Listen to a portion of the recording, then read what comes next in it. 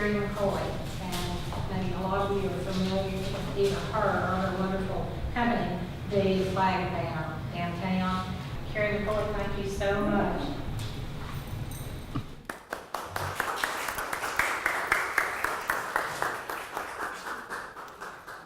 So I thought it was Pioneer. Thank y'all for inviting me. It's nice to speak with people who can remember the 70s, because a lot of times I talk to people. Because I'm going to kind of start the story kind of in the 70s, because that's when I graduated high school. But I went to look up some stuff about your association because Helen told me that it was started by some family members from the William Woodruff, right? And so I went online and I thought it was Pioneer Women, but it's obviously not, which is why I couldn't find anything about it, because I kept Googling Pioneer Women, and y'all are not Pioneer Women. I did find out a lot about what the Pioneer Women did in Fort Smith, if anybody wants to learn about that. But I did, after Helen called me and told me about William Woodruff's family starting this, I remembered on my radio show that I interviewed this woman that a lot of y'all may know because Little Rock's small. She's also my cousin. She owns the Yellow Dog Press, and her name is Kate Askew. And so she came on the radio show with me and told me the most wonderful story that about William Woodruff. And I want to just read it to you real quick. It wasn't really part of my plan, but I think y'all get a really big kick out of it. Okay, so John Horn was hired by William Woodruff to come and help be a printer, and William Woodruff was known as the printer of the Arkansas Territory. So when John Horn got here, he wrote a letter back to his friend in Boston, and if you'll bear with me, I'll read the letter. He says that he came by steamboat and canoe and foot, and he talks about how hard it was to get here. And he writes, in the afternoon of Sunday on the 6th day of December, by the way, this is 1827, 6th day of December, we arrive in Little Rock. Little Rock is situated on the south bank of the Arkansas. Contains about 60 buildings, 6 brick, 8 frame, the balance log cabins. The best building in the place is the printer's. It is built of brick and is as good as any office in Boston. Little Rock Academy is a log hut, and the State House is a little, low wooden building about 10 feet by 16 feet. The town has been settled about 8 years and has improved very slow. Here comes the good part. The trees are not cut down in the town yet. Instead, in the streets and of the streets, we walk in cow trails from one house to another. The town, and I believe the whole territory, is inhabited by the drags of Kentucky, Georgia, and Louisiana, but principally from the former. And a more drunken, good-for-nothing set of fellows never got together. The Secretary of State and the judges at the Supreme Court drink whiskey out of the same cup with the lowest born and roll in the same gutter.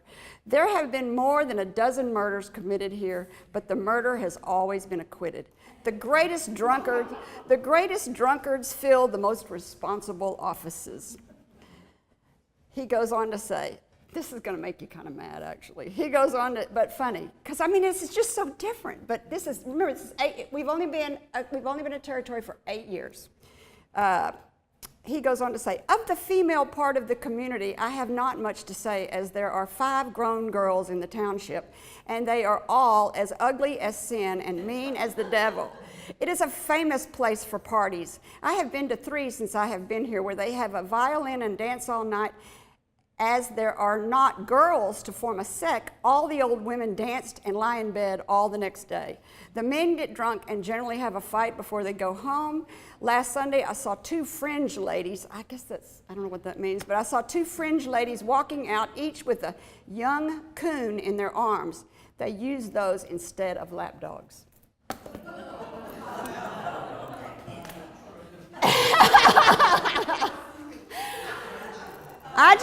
She read that on the air on my radio show, and I was just like y'all. I was like, So it really made me interested in this guy, William Woodruff, and it really made me interested in the early parts of Arkansas's history when we were a territory, and I just thought y'all might enjoy hearing that, because it might make you want to go out and read some more stuff about that time of our history.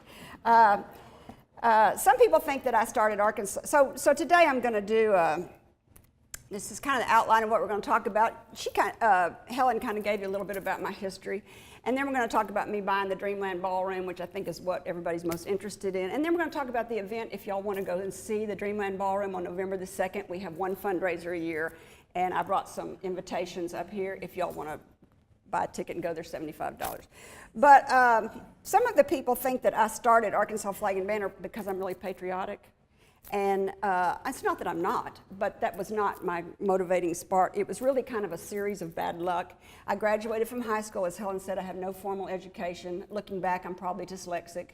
And, well, not probably, I am dyslexic. I mean, I have a son who's dyslexic, and we kind of started, but that word didn't even exist in the 70s. So I just thought I was kind of a bad student. So I tried to go to college, worked as hard as I could at it, wasn't very successful. So I left there and I went to school, a Votech school, kind of a one-year school, kind of before those were very popular. And I went to this fashion merchandising school in Dallas, Texas. And I made really, really good grades there. And today when I look back on my naiveness through all of this, I think about, you know, what was it that made me kind of successful in all? And I think it was that I have always worked hard, and I have this, and I live kind of fearlessly. I try to live fearlessly. And I have a lot of faith. I always think things are going to work out okay. I don't know if that's innate or if that's just kind of the way I am. Like I said, I went to high school at Miss Wade's. I went to Votech school at Miss Wade's.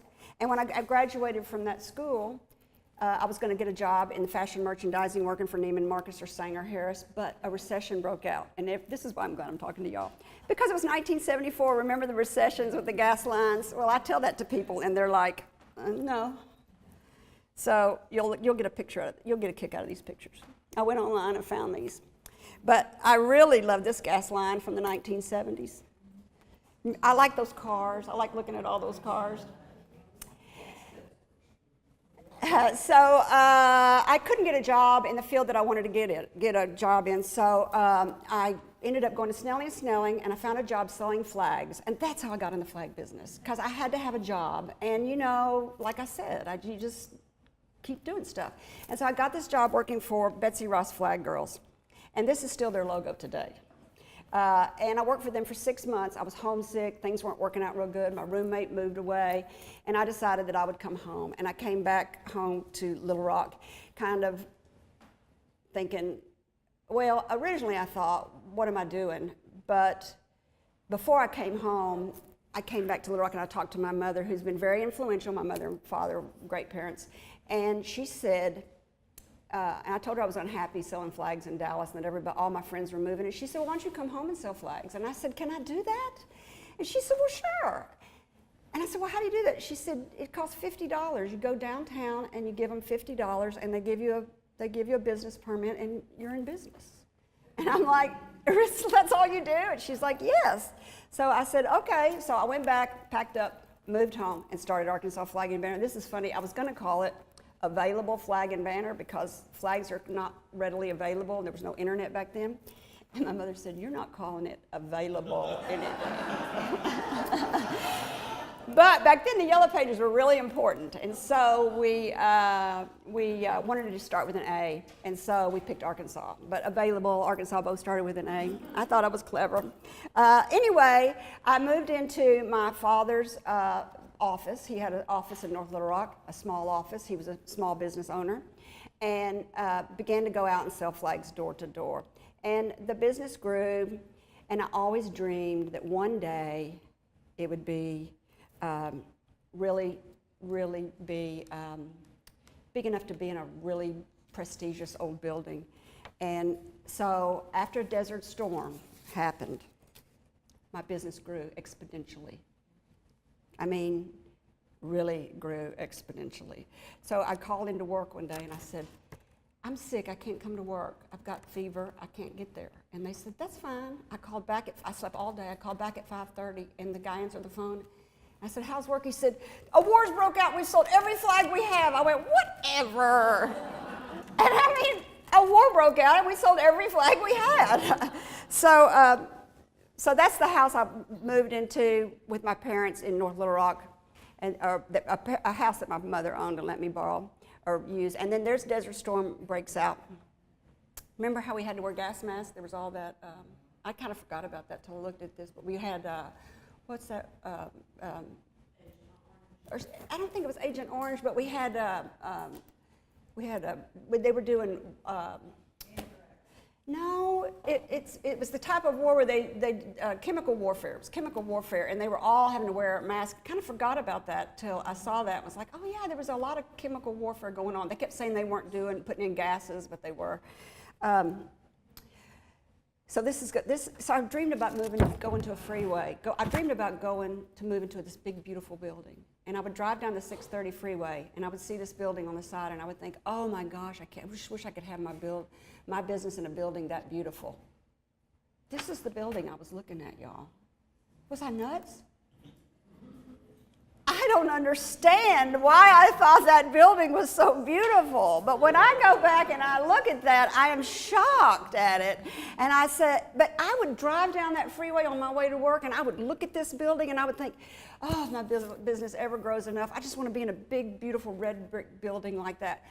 Desert Storm broke out. I got all this money in the bank for the first time in my life. I go down there to buy this building. I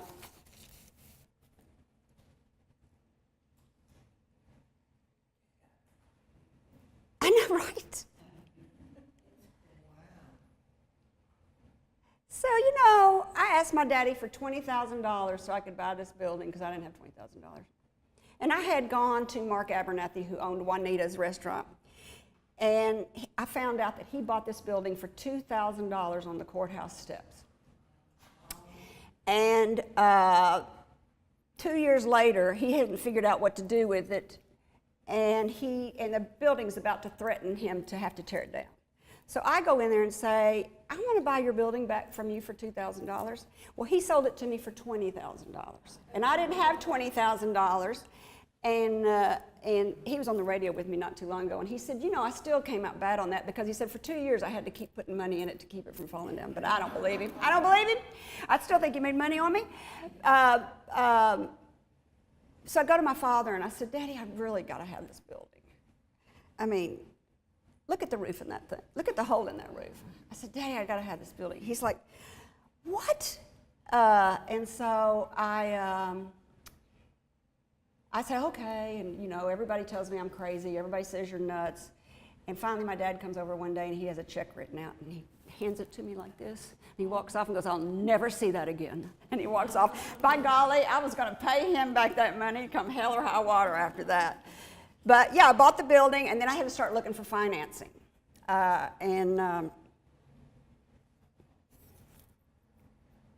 would go down there and sneak in that building. And that's the front door. If you come into Arkansas Flag and Banner right now, that's what it used to look like when you came in the front door. And I just thought it was beautiful. I don't understand. And I would come in there and you could hear homeless people in there talking and stuff. And I was pregnant, and my husband would say, if you go down to that building again, you're in trouble. What's he going to do? So I keep going down there, and I find a way to get up. This is where the roof had fallen in and had fallen through 2 floors. So you couldn't get to the 3rd floor. So I get in here, and I finally found a staircase that you can go up, and I can get up, and I start going up, and you can come out right under there, and you can walk around and come out right there. So I came out right here. There I am pregnant.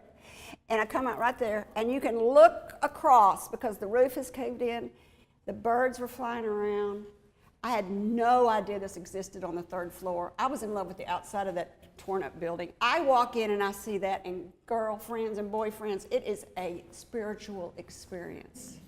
I could almost cry talking about it now. It was Unbelievable. I had to have that building. Daddy had to loan me that money. I had to get this building. I often say to people that this building picked me, that I didn't really pick it. Because when I look at these pictures, I'm like, I didn't pick that. That building picked me. That's what it looked like also. So I start looking for money. And I find Worthen Bank, I think it was Worthen Bank, said they'd loan me $100,000. I said, all I want to do is put a roof on it and move in the first floor. And so if I start running late, someone tell me, because my watch didn't work today. So I move in the first floor. And I said, that's all I want to do is put a roof on it and move in the first floor. And so they're like, okay, $100,000. I found Crane Construction. He said they would help me do it. Well, when the bid came in, it was $150,000. And it's about to go through winter time. And I'm like, oh my gosh, I'm going to lose my dad's $20,000. So I just go insane, and I just get all wound up about it, and I walk into, and Worthen Bank pulls the money. When I say it's $150,000, they said, we're out. So I go into Twin City Bank at the time, it's now Centennial, and I just walk into this loan officer's room, and I just pace back and forth, and I tell him everything that's happened, and blah, blah, blah, blah, blah, blah, blah, blah, and I need the money. And he said, he never sat down, neither one of us ever sat down, and he said, I'll call you tomorrow. And I said, okay, and I walked out. And he called me the next day and said, we'll loan you $150,000. They'd just deregulated the banking business, and Twin City Bank wanted to start coming into Little Rock, because prior to that, banks couldn't cross over cities. And he said, we want to come into Little Rock, and we want to put a sign on your construction that says, financed by Centennial Bank. Even though the numbers don't add up, it went to committee, and they're into it. And I'm like, okay. So we started construction. And there's Crane Construction.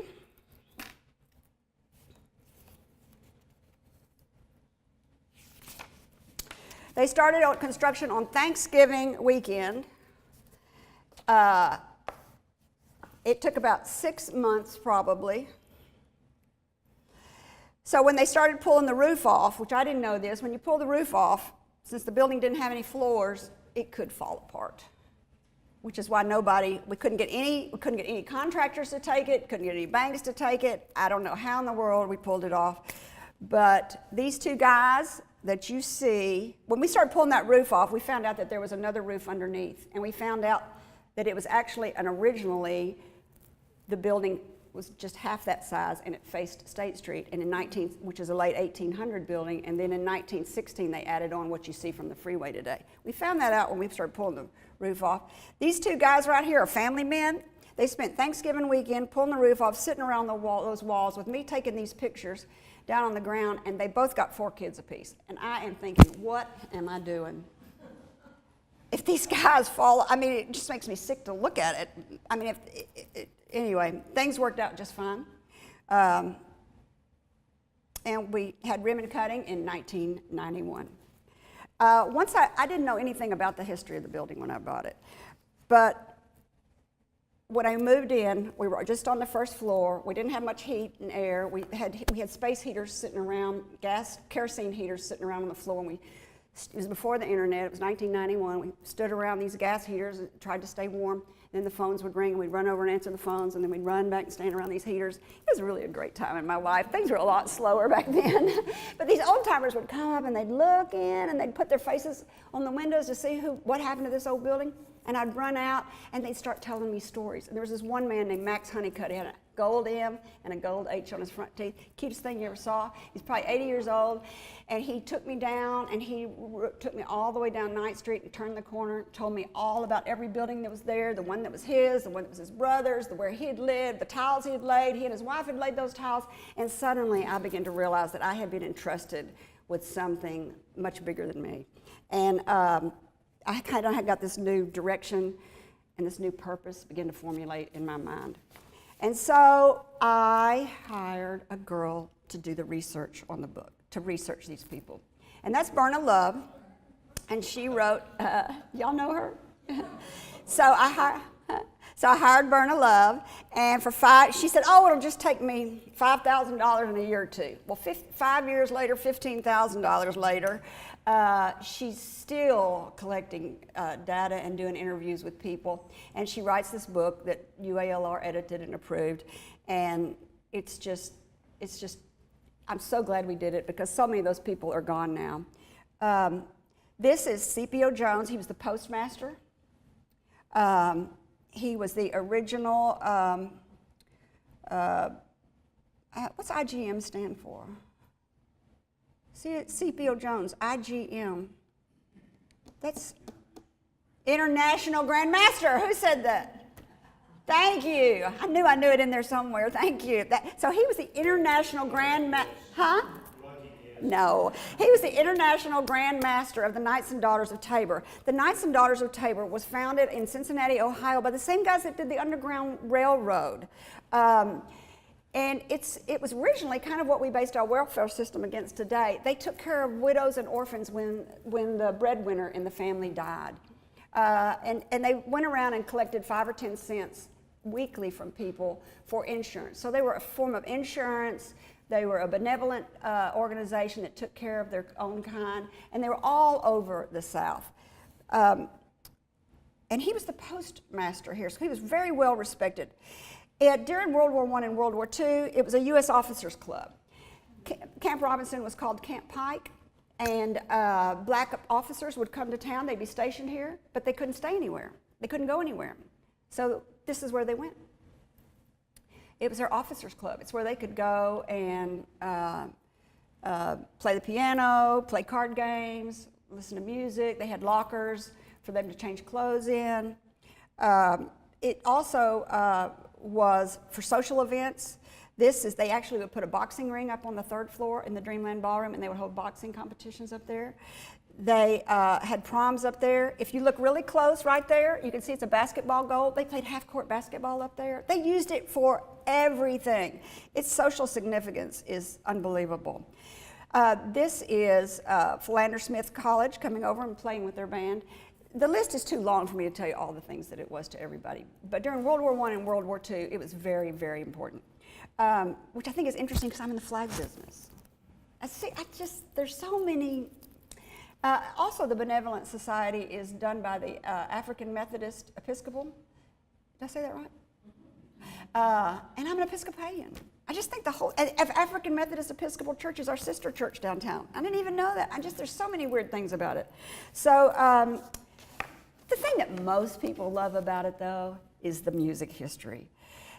It was on the Chitlin Circuit that everybody hears about. And so the black singers and musicians would come and play at Robinson, and then at night they'd come over here and they would just rock the house at the Dreamland Ballroom. This picture, I don't know if you can see it, but it's got Earl Hines, Louis Armstrong, Nat King Cole has played there, Duke Ellington, Cab Calloway. I mean, the list of people that have played in there are pretty phenomenal. But Berna went through all the microfiche of the newspaper and found everything. The black newspaper has burned, so we only had the Arkansas Gazette. And then, as we get a little closer to our time, we've got B.B. King. This is Ella Fitzgerald. That's B.B. King. Can you believe it? And then we've got Etta James. For a short time, they changed the Dreamland Ballroom's name to the Morocco Club. So you'll see Club Morocco. And then we had Ray Charles. So I decided in 2000, a little after, so I bought it so I moved in 91. I always said by the time I get to the year 2000, I will have gone upstairs and renovated the 3rd floor. Well, it's 2008, and I still haven't renovated the 3rd floor. And I'm thinking, I'm going to go see if I can renovate the 3rd floor. So I put a business plan together, and I go down, and I try to get some money to do such a thing. And this is something to think about that you would never think of. But the reason why there's no ballrooms left in America like this, or auditoriums much like this, unless they're owned by the city or the state, not privately owned for sure, is because today you have to make money 24/7. All the time, every day of the week. And a venue like a ballroom is only going to make money the 3 days on the weekend. So you've only got 12 days out of a 30-day month to make money. And in the 21st century, that ain't working. So my banker was nice enough to say no, even though I exaggerated all the numbers on the business plan to try to get a loan, but he was like, no. So he graciously did not loan me the $1 million that it was going to take to renovate the Dreamland Ballroom. So I decided I would make it into a nonprofit. I thought, then you can be eligible for grants. I had no idea that the new business model of the 21st century is a nonprofit, and everybody in town has their hand out, and we've only got 5 suspects that you can get money from in the whole town, you know? And so I did, though. I turned it into a nonprofit. We called it the Friends of Dreamland Ballroom, and we began to start fundraisers, and we began to move into the second floor. The third floor. So these are what the balconies look like up there. Here's where I had some kids on Martin Luther Day, I had some kids come over from Martin Luther Day and start painting the floors. So we tried to make it kind of a community project, but that's early on. But the box seats are still there, and they're just wonderful. There's really nothing like it. Because of all this that we've done, the book, the fundraisers where we've tried to get some interest through the fundraisers, PBS, because of all the work that Berna did, really, she had so many interviews and videos of so many important people. She contacted PBS, our local PBS station, and they made a documentary called, what is it called? It's called Dreamland, Little Rock's West 9th Street. And probably a lot of you have seen it on PBS. I watch a lot of PBS. And just this year, it's been released nationally. It was picked up nationally, so it's going to be a national show. 5 minutes. And because of that, we went for a grant, and we were awarded a $500,000 grant to put an elevator in, which will make it ADA accessible, which I really need now that I've got a boot.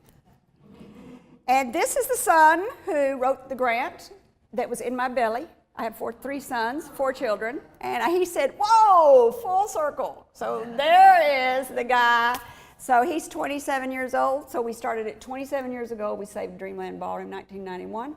And here he is. He just got a grant, and we will be breaking ground probably in December. And so next year we should be having a grand opening, and we can all ride elevators up. It'll be lovely. And then if you want to see the Dreamland Ballroom, you can see it right now. If you don't mind the stairs, which looks like all of y'all are fine with that, November the 2nd, I've got some cards up here that you can pick up, and you can go online and order it. You can write me a check. They're $75. It's the one fundraiser we have a year where you can see it in its full glory. It'll be lit up. It'll be beautiful. And just to tell you about the event real quick, it's like Dancing with the Stars. It's a competition of 10 local groups, and there's text voting by the audience and a panel of judges. So if you're like me and you hate small talk, which I hate small talk, you get to go there and you don't have to have small talk. You just get there and you sit down and you have all this stuff going. I mean, you got a little small talk, but it's not a fundraiser where you stand around for 3 hours and try to ask about people's children. You feel that way. So y'all please join me. And also we have bricks that we sell for $100 out front if you want to have your name put in a brick out front also. Any questions? I would like to ask you about the radio show. Is that weekly? Weekly radio show is every, me and my videographer back there, Arise Studio, every week on Fridays at 2 o'clock on KABF. We interview somebody interesting from around these parts. We had Steve Landers on, and we have a podcast. If you want to go up, you can get it on any listening device. It's on SoundCloud, iTunes, anywhere you want to listen to. But Steve Landers was really entertaining. He is a character. He didn't even graduate from high school. Yeah, I mean, it's interesting how many people are so interesting, and they're just self-made people. We had Bob Robbins on. He cried twice. So we've had some really great guests on.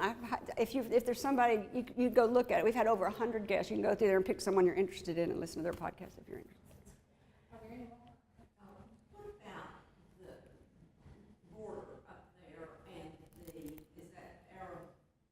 This? influenced? I don't know. I have no idea. It's clip art that my girl, huh? You're preserving all that. That's just clip art that my graphic designer put on. Oh, you mean on the picture of the old building? That goes with. Yes, there is some old, yeah, I'll show you. Right here, if you look right up along there, I don't know, you can see, yeah, we're saving all of that. Because some people are like, when are you going to tear it down? And I'm like, no, it's staying exactly like that. And I brought y'all all a gift bag. It's got the magazine in it that we produce biannually that's got good storytelling in it. And then we've got a flag catalog in there. It's always kind of fun to look at foreign flags and state flags and kind of see them. I always like looking at those pages. You may have said this, but what year was the original building? The back building was the late 1800s, and we think it was a boarding house, like 1880, 1890, and then they added the part that we see now that they call the Taborian Hall, that the Knights and Daughters was built in 1916, and that was added. That's what we see today. Mm-hmm. I had a friend who lived in Pine Bluff, and we had the Hotel Pines, which was going to be renovated. Oh, good. Fabulous ballroom. We had a dance there my senior year. But it has so much work to be done, of course. But a friend of mine who has now passed on said that when the steamboats came in the 40s, I guess, he said that they would bring people and they would stop at the Pines. They might have brought people here too. That'd be something to. Well, I imagine on the river. Yeah, on the river. Yeah. I mean, Pine Bluff was huge when the river was flowing and everybody was using the river. I mean, yeah. If we were still using that transportation, Pine Bluff would be the big city right now. Carrie, Yes. I have to say, this is really one of the best Thank you. presentations. Well, good. I'm glad y'all like it. Now, I certainly helped a lot.